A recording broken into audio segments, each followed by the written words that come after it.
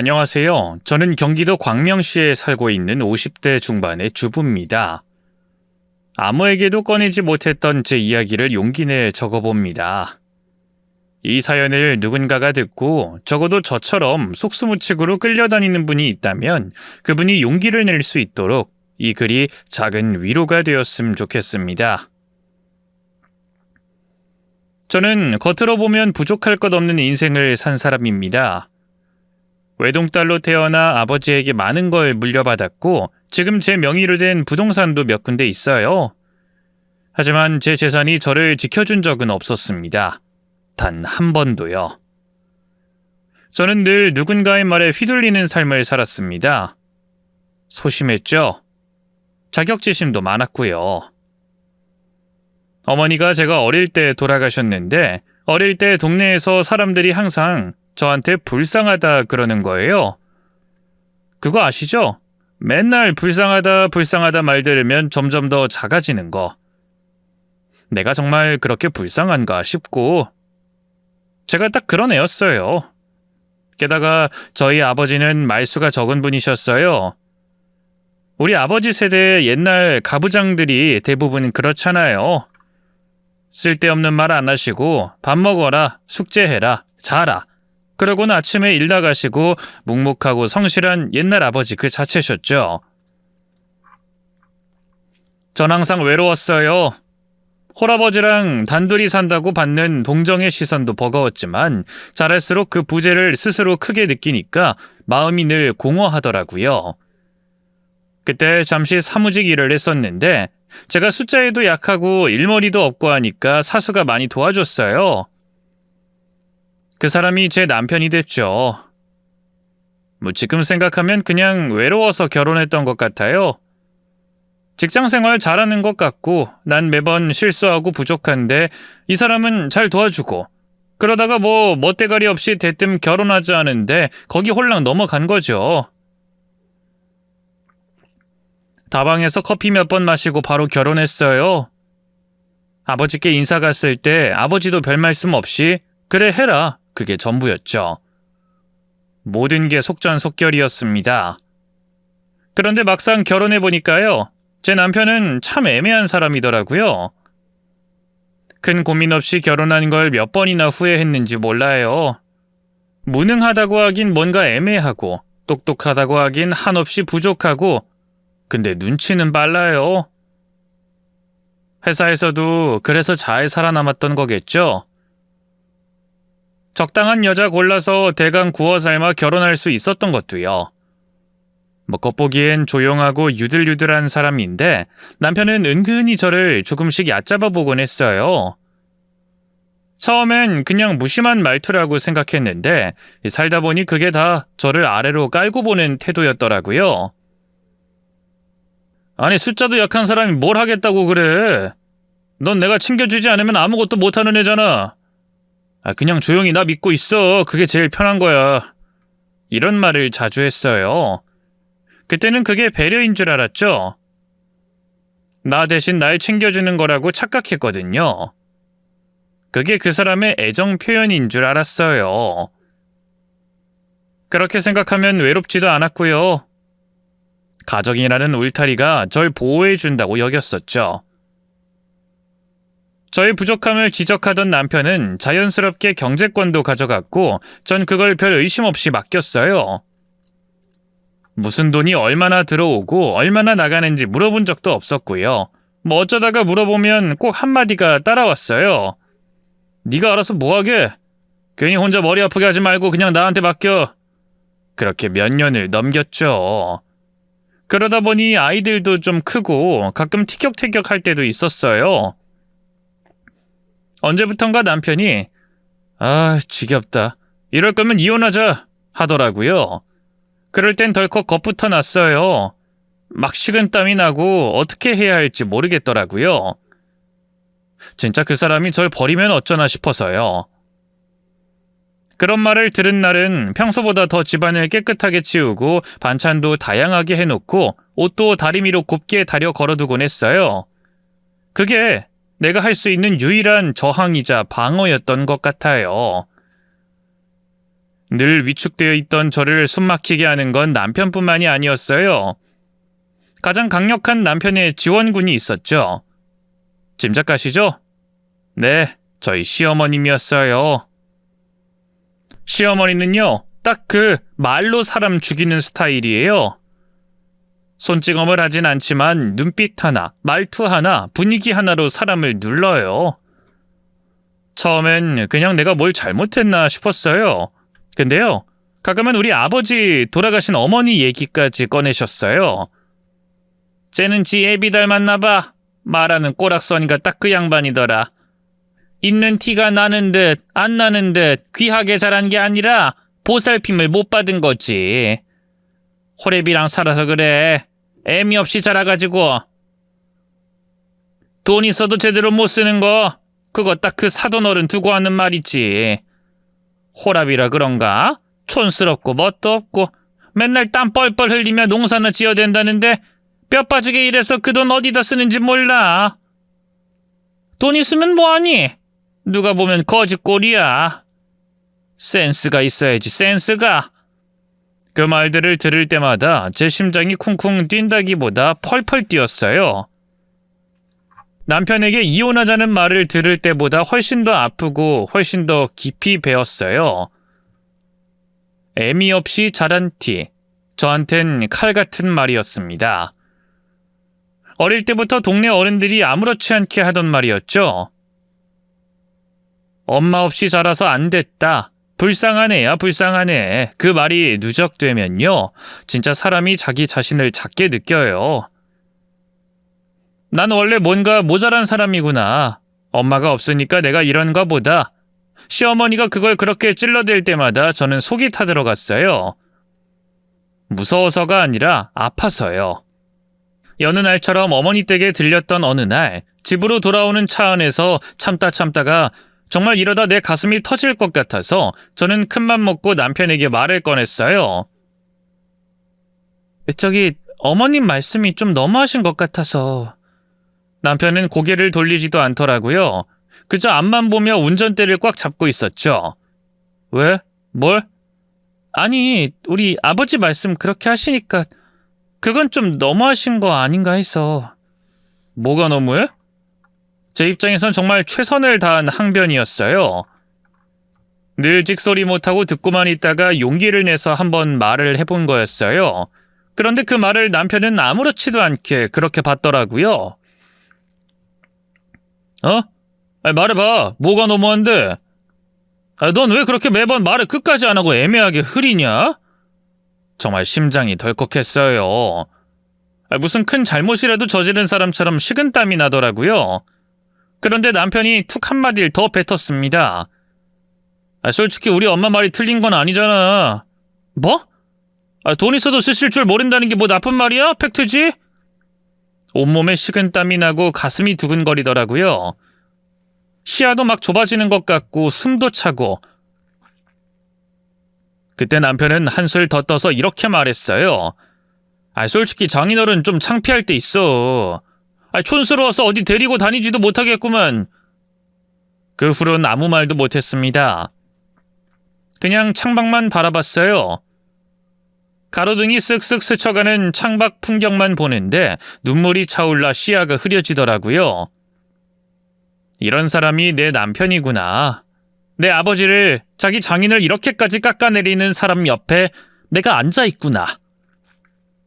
이럴 거면 결혼 같은 거 하지 말걸. 그런 생각을 하면서 외롭다고 아무나 손 내민다고 붙잡지 말걸. 네, 저희 아버지 말수 적고 조용하신 분이에요. 누가 보기에 촌스러운 분일 수도 있어요.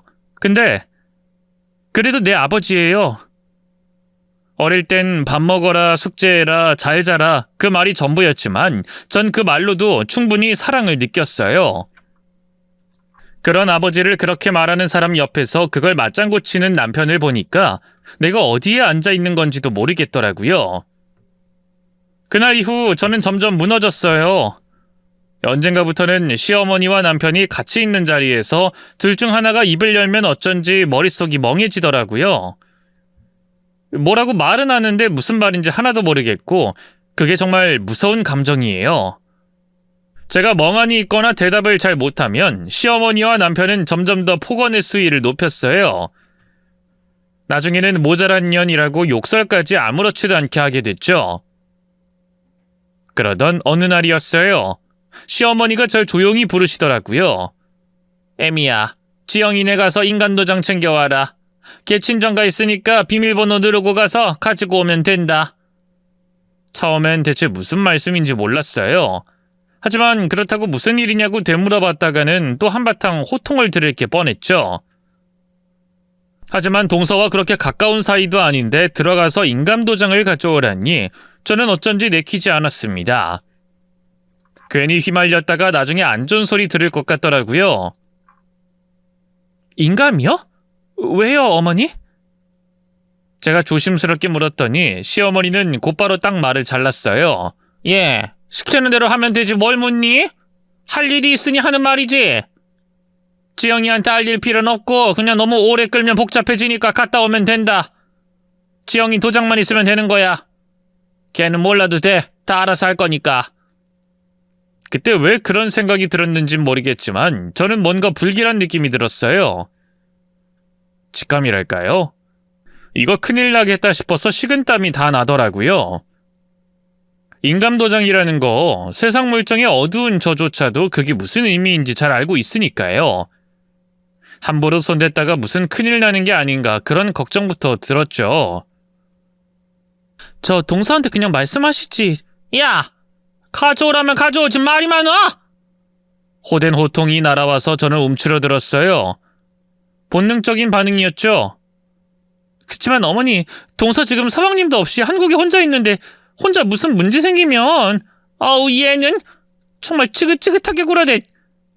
사람 참 피곤하게 한다. 누가 도둑질해오라디? 그거 우리 준재랑 다 얘기 끝난 거야. 지영이가 한국에 혼자 있는 게 중요해? 내 아들이 동남아에서 사업한다고 뼈 빠지게 일하니까 내가 정리 좀 하려고 그런 거고. 준재가 내 아들이 허락했다잖아. 너 정말 사람 이상하게 만드는데 재주 있다? 어? 꼭 시모를 도둑으로 만들어야 네 속이 시원해? 어머니가 불같이 화를 내시는데 저는 심장이 쪼그라들었어요. 더는 말을 꺼내지 못했고 죄송하다고 시키는 대로 해오겠다고 그저 고개만 조아렸죠. 사실 그 다음에 이어질 말이 듣기 싫어서 얼른 고개를 끄덕인 거였습니다.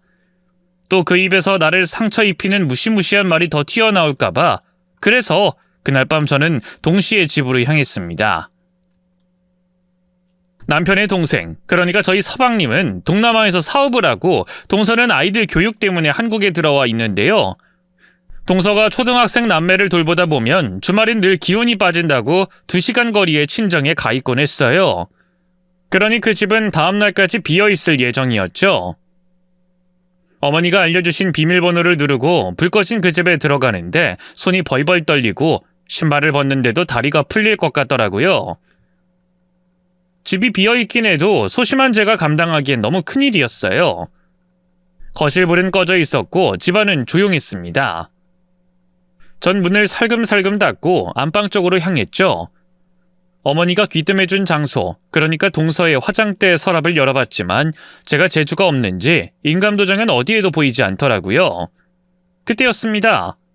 갑자기 현관문 번호키 눌리는 소리가 들리더라고요. 전 정말 그 자리에서 졸도해버릴 것 같았지만 일단 황급히 아무 옷장이나 열고 그 안으로 후다닥 들어가 숨었어요. 심장이 터질 것 같은 느낌에 소리를 지르고 싶었는데 그러지도 못하고 몸을 웅크리고 숨을 죽였죠. 이거 들키면 우리 둘 다 끝나는 거 알지? 갑자기 안방으로 쑥 들어오는 동서의 목소리에 전 입을 막고 컴컴한 붙박이장 구석에 더 깊이 틀어박혔어요. 큰일 났다. 다 끝났다 하고 생각했어요. 제가 너무 어이없는 자리에 숨어서 동서가 옷을 갈아입으려고 문이라도 벌컥 열면 그대로 들킬 게 분명한 위치였으니까요. 장롱 안에 숨이 턱 막힐 정도로 좁고 답답했지만 그럴 겨를도 없었어요. 동서가 누군가와 전화를 하고 있더라고요. 방 안에 들어와서 이것저것 찾는 소리, 응응 하면서 상대방 말에 호응하는 목소리가 이어졌죠. 처음엔 대화의 내용을 귀담아 들을 여력이 없었어요. 그저 들키면 어쩌나 그 생각뿐이었거든요. 그런데 그때 동서의 한마디가 갑자기 제 귀를 파고 들어왔어요. 아이고, 꼴의 남편이라고. 김진숙 편드는 거야? 김진숙, 그거 제 이름이에요. 갑자기 온몸이 경직되더라고요. 이게 무슨 소리지? 통화하고 있는 사람은 누구지? 내 남편? 오빠, 설마 와이프 걱정해주는 거야? 김진숙이를? 그거 완전 호구잖아. 어머니랑 오빠가 개무시해도 찍소리 못하는 등신 호구. 이제 와서 왜 그동안 야금야금 뜯어먹을 때는 걱정 안 하다가 큰 거 손대려니까 겁나는구나? 저는 아무 말도 할 수 없었어요.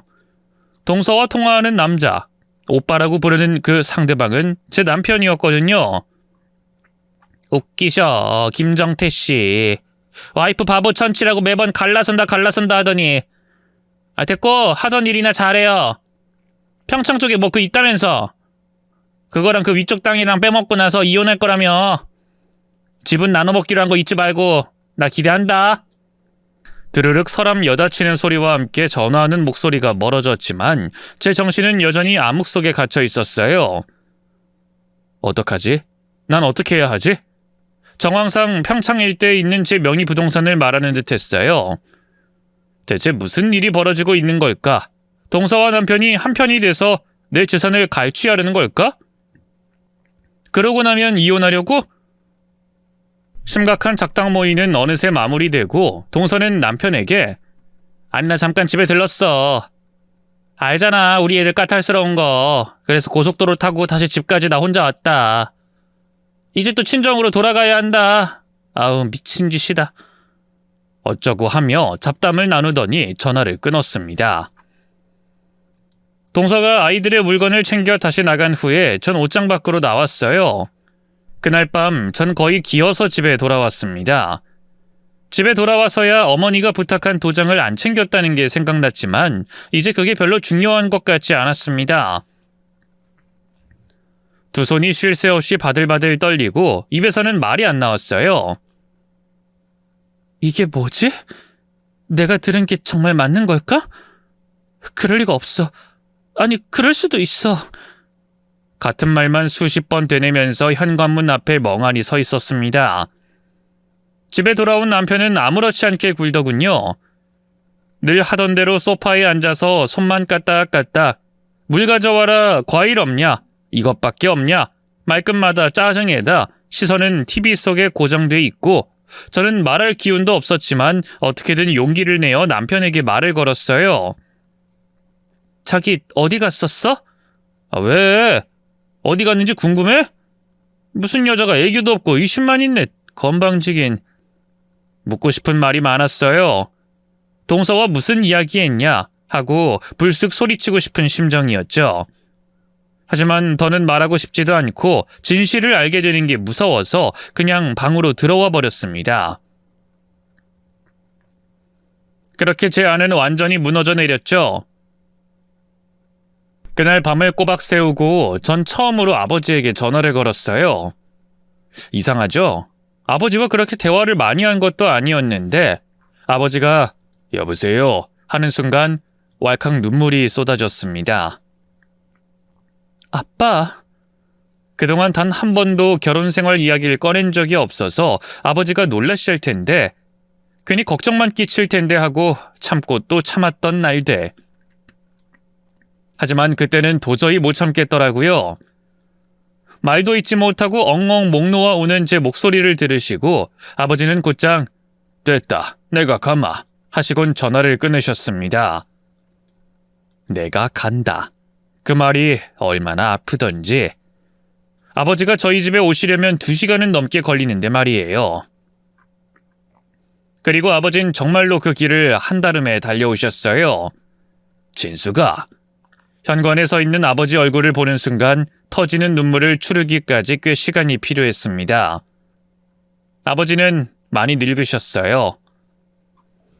커다랗게 태산 같던 어깨도 지금은 구부정해지고 시골볕에 그 그을린 얼굴은 까무잡잡하지만 기미와 검버섯이 올라와 있었죠.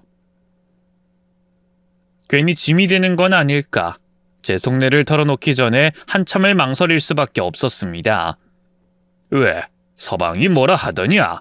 아니면 시어미가 구박해? 말해봐라.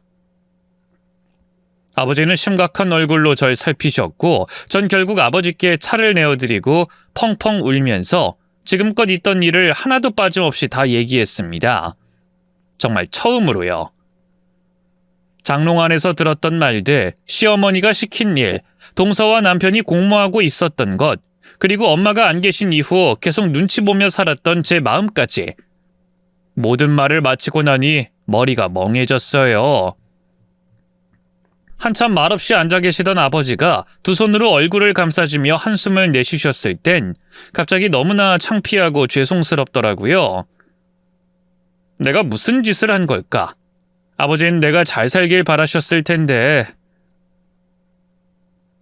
그래, 네가 이 지경으로 살고 있었는데 내가 뭐 하고 있었을까?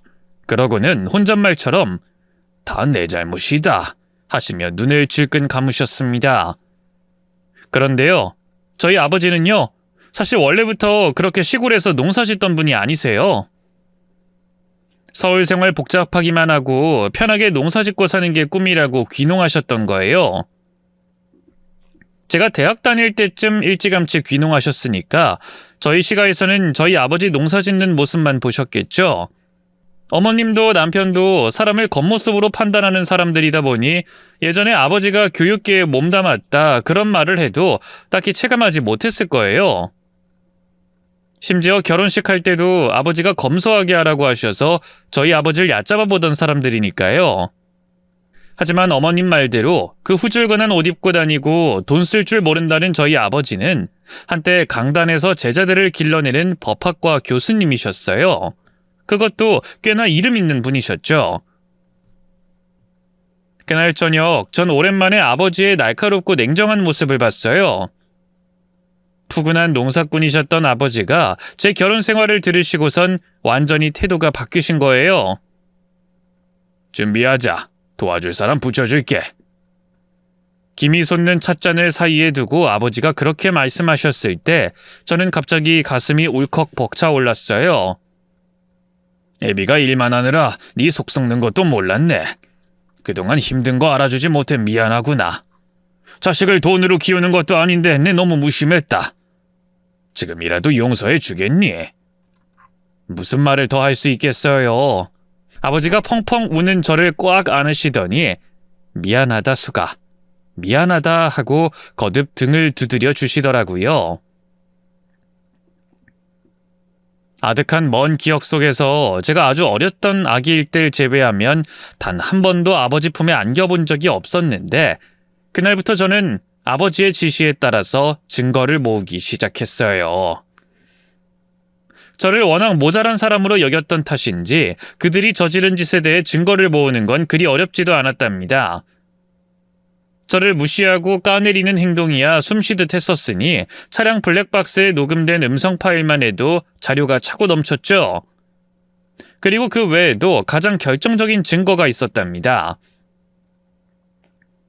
제가 지나치게 긴장할 때면 정신이 멍해져서 어머님의 말씀을 잘 듣지 못했기 때문에 늘 정신을 어디 팔고 있느냐고 모진 꾸지람을 듣곤 했어요. 하지만 그거 아시죠? 심리적으로 약해져 있을 때 정신 차리라고 호되게 몰아세우면 오히려 점점 더 상태가 나빠진다는 이야기. 생활 능력도 떨어지고 건망증도 더 심해지는 거예요. 그래서 전 그 무렵에 스마트폰의 도움을 많이 받았어요. 무슨 뜻이냐면요. 어머님께 전화가 오면 자동으로 녹음이 되게끔 설정을 맞춰놓기도 하고 중요하다 싶은 내용은 촬영을 해두기도 했었죠. 그날 동서집에 무단 침입했던 날은 특히 더 신경 썼었어요. 시어머니가 부탁한 인감을 찾지 못할까봐, 그래서 한번 구박받을까봐 덜컥 겁부터 났던 거죠. 너무 긴장했던 저는 동서의 아파트 엘리베이터에서 미리 녹화 버튼을 눌렀었어요. 맞습니다. 그 파일의 모든 내용이 고스란히 녹음됐던 거예요. 며칠 후에 아버지는 절 데리고 시외의 한적한 레스토랑으로 향하셨어요. 예전 법대 시절부터 알고 지낸 친구분이 계시다면서요. 그분은 지금도 현직에서 일하고 계신 실력 있는 분이라고 하셨어요. 김 변호사님이라고 한다. 아주 칼같이 정확하신 분이지. 처음 만났을 땐 솔직히 긴장도 됐습니다. 이 법이라는 건 저랑은 거리가 먼 단어 같았으니까요. 그런데 제 얘기를 다 들으신 그분이 제 핸드폰을 건네받아 녹취 파일을 듣더니 미간을 찌푸렸다가 이내 고개를 끄덕이시더라고요. 이거 재판 열리자마자 끝나겠는데요. 그분이 하신 말씀에 갑자기 가슴이 활짝 열리는 기분이 들었어요. 어디서도 인정받지 못했던 제 목소리, 제 존재가 갑자기 훨훨 날아오를 수 있을 것 같더라고요. 김 변호사님은 그들이 무슨 법을 어겼고 무엇이 명백한 범죄인지 차근차근 설명해 주셨어요. 사문서 위조 미수, 공동 모의, 횡령 시도, 그리고 그 과정에서 저를 당혹스럽게 했던 시어머니의 인감도장 심부름에 대해서도 실마리가 풀리기 시작했습니다. 왜 하필 저한테 시켰을까? 왜 굳이 그 시점이었을까? 점점 이해가 됐어요. 알고 보니 시어머니와 동서 사이에 네 분이 있었더라고요. 표면상으론 늘 붙어다니며 돈독한 척했지만 실은 속으론 서로를 전혀 신뢰하지 않았던 겁니다. 지가 뭘 좀 번다고 요즘 나한테 말도 툭툭해. 예전에도 시어머니가 그 말을 하신 적이 있었어요. 그땐 그냥 흘려들었죠. 근데 지금 생각해보면 그쯤이 갈등의 시작이었던 것 같아요. 둘은 원래 저를 중심으로 벌어진 돈 문제에서 함께 이득을 취할 생각이었던 모양이에요. 그런데 동서가 자기 몫을 더 빼기 시작하니까 시어머니는 그게 불안했던 거예요. 그래서였어요. 어머니가 동서 몰래 도장을 빼오려 한 건 제 손을 빌려 자기 편이었던 동서의 돈까지 슬쩍 하려던 거였죠. 노인네 욕심이 얼마나 그득그득한지 그 와중에 제 남편에겐 일절 비밀로 하고 말입니다. 제가 통쾌하게 판을 엎어버린 날은 시어머니 생신날이었어요. 매년 그렇듯 동서는 한껏 꾸민 얼굴로 음식을 잔뜩 싸들고 왔고 남편은 어머니 옆에서 살랑살랑 어린이처럼 굴고 있었어요. 저요? 저는 그냥 조용히 앉아 있었습니다. 아가, 넌 뭐 하나라도 안 챙겨왔니? 너무 빈손으로 오는 거 아니야?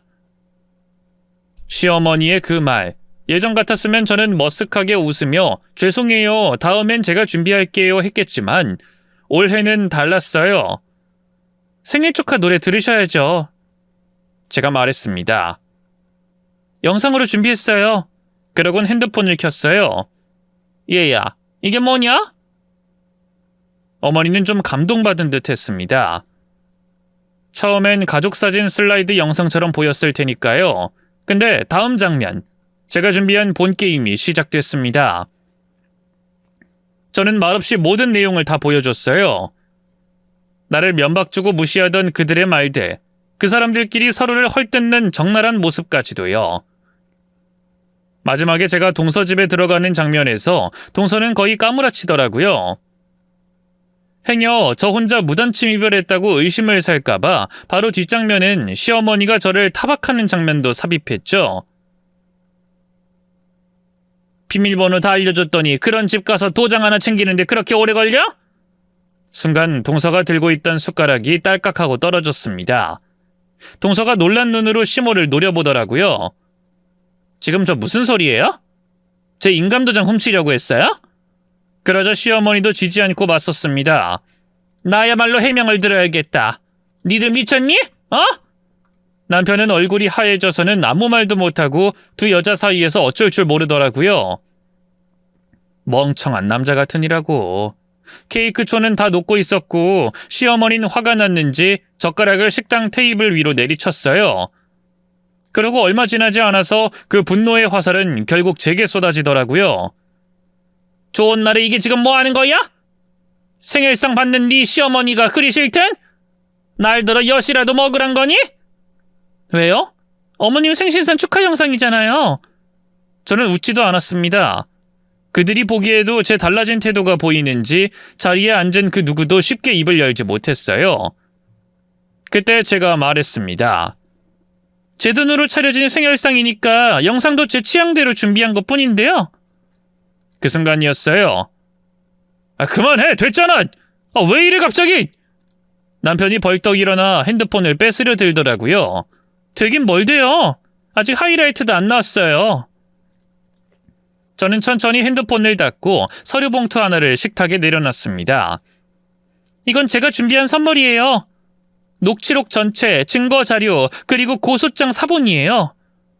순간 자리가 쥐죽은 듯 조용해졌어요. 동서는 뚫어져라 봉투를 바라봤고 남편은 의자에 털썩 주저앉았고 시어머니는 입을 달싹이다가 아무 말도 못했습니다.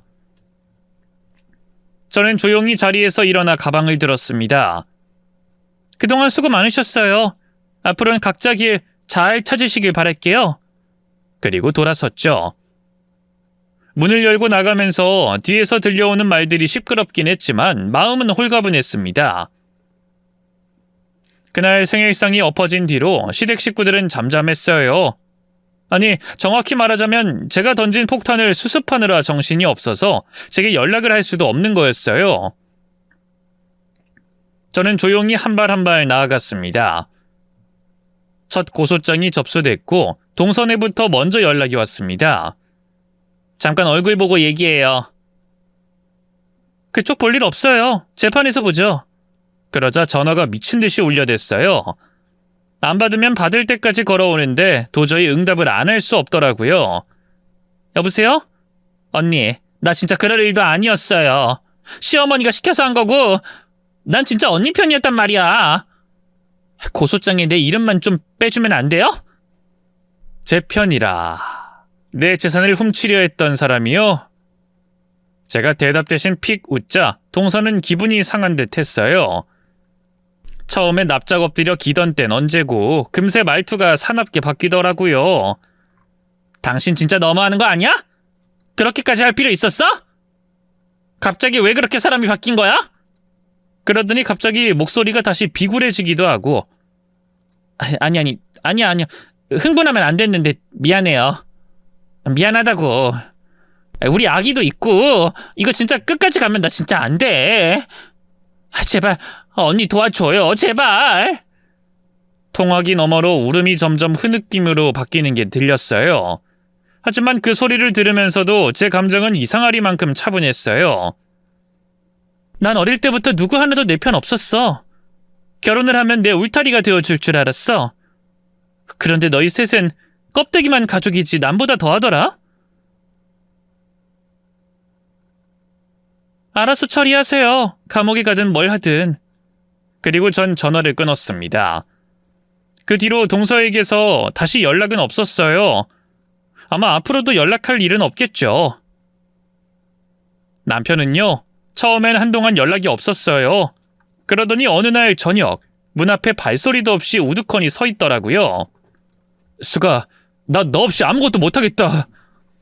남편은 술에 쩔어 있었어요.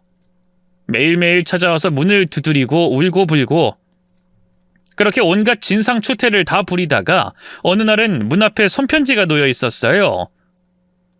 예쁜 글씨도 아니고 종이도 꾸민 것도 아닌 낡은 대학 노트 한 장에 처음부터 이런 일 만들려고 그런 거 아니었어.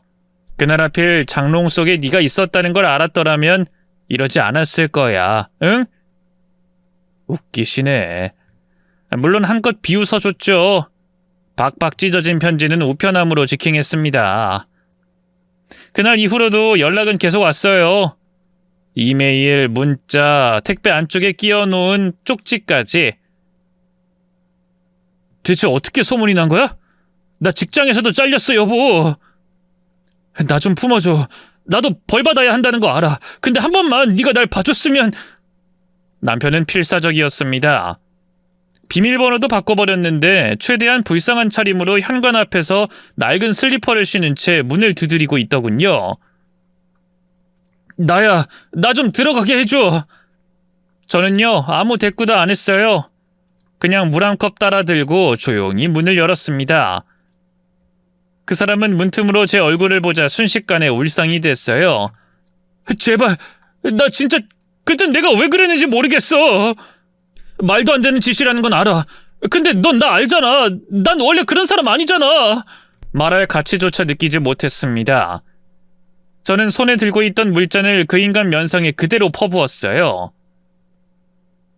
촌스러워서 쪽팔리네. 같이 다니기 힘들 정도로. 무슨...